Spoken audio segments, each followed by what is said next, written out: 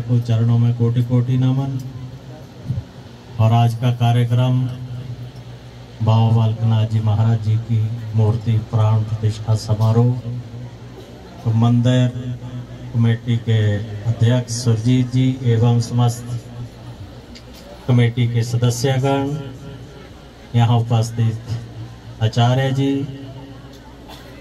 एवं सभी भक्तजन, सभी को आज के कार्यक्रम की ढेर सारी शुभकामनाएं, ढेर सारा बाबा बालकनाथ जी महाराज जी का आशीर्वाद।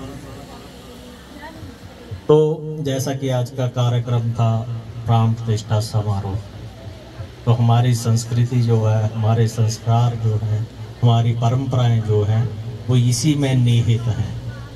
क्योंकि मूर्ति को मंत्रोच्चारण द्वारा, वैदिक मंत्रों द्वारा, पूजा पत्ति द्वारा, विधि द्वारा एक मूर्ति में, पत्थर के उसमें मूर्ति बनती है, उसमें फिर उसमें प्राण डाले जाते हैं।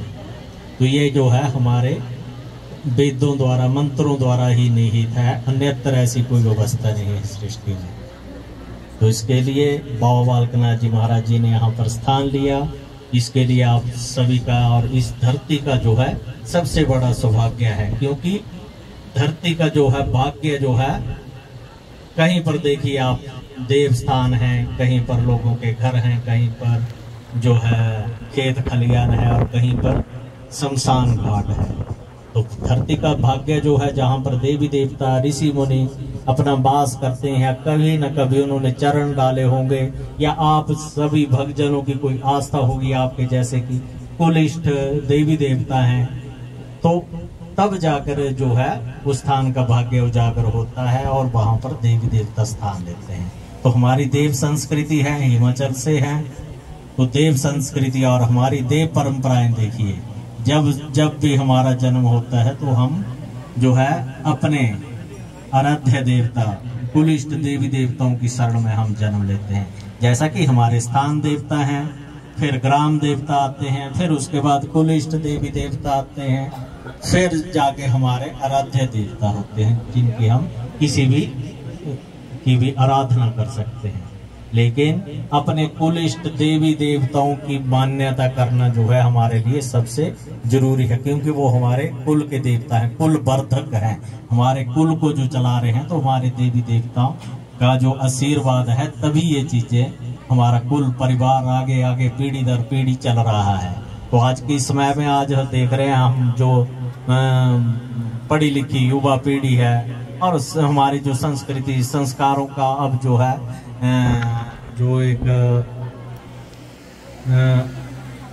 संस्कारों पर जो प्रतिघात हो रहा है, हम मान नहीं रहे हैं, कर नहीं रहे हैं, तो उसमें कमी कहाँ है? हमारे में कमी है, हमारे जो है परिवार से। क्योंकि संस्कार जो है, हमारी संस्कृति हमारे परिवार से चलते हैं। माता पिता का जैसे परिवार में जैसा माहौल होगा, बच्चे उसका अनुसरण करेंगे। लेकिन अगर हम उसका अनुसरण नहीं करेंगे तो आप अगली पीढ़ी के लिए छोड़ दें कि वो उन चीजों का अनुसरण कर रहे हैं। तो अपने संस्कार, अपनी संस्कृति में जो है बच्चों को संजोए रखना है। ये सबसे बड़ी जो है आज के टाइम में एक चुनौती भी है। और आज के समय में देखिए रहन सहन, खान पीन सब कुछ बदल चुका है। तो उसी के कारण जो है जितनी समस्याएं हैं, अधिक से अधिक जो समस्याएं हैं, शारीरिक रोग हैं, दोष हैं, भय हैं, विकार हैं, क्योंकि हम एक तो परंपरा अनुसार मान नहीं रहे हैं अपने कुलिष्ठ देवी देवताओं शिवन को जो भी परंपराएं उन उसमें, और फिर हम उसकी वजह से उलझते जाते हैं। किसी न किसी का भी अब हमारे कार्य सफल नहीं हो रहा, ये नहीं हो रहा है, तो कमी का है, कमी हमारे में है। देवी देवताओं के पास कोई कमी नहीं है, लेकिन आपकी आस्था, आपका विश्वास, अखंड विश्वास, आपका आचरण जो है वो शुद्ध होना चाहिए। तो उस अनुसार जो है आप मांगे, देवी देवता सब प्रदान करते हैं, लेकिन आपको जो है अपना कर्म तो करते हैं, अपना कर्म तो करना पड़ता है। तो जब भी कोई कार्य होता है हमारे, तो देखिए हमारी देव संस्कृति हिमाचल की तो ऐसी है, क्योंकि यहाँ जब भी पुराने समय में तो देखो, जब हम भी थे बचपन में, तो तब इतने आने जाने के संसाधन नहीं थे।